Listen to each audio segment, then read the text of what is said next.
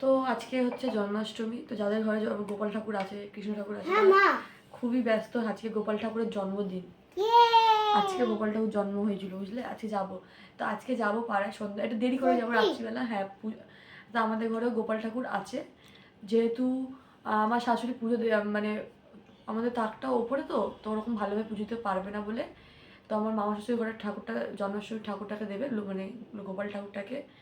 আমাকে তো করতে নেই, আর ঠাকুর মশাই না পুজো হবে, তো যাবো সন্ধ্যাবেলা ঘরে একবার গোপাল ঠাকুরটাকে দেখে আসতে।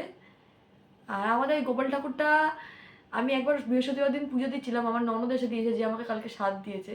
তো গোপাল ঠাকুরটা আমার জন্য খুব স্পেশালি আছে, তো কালকে আজকে যাবো।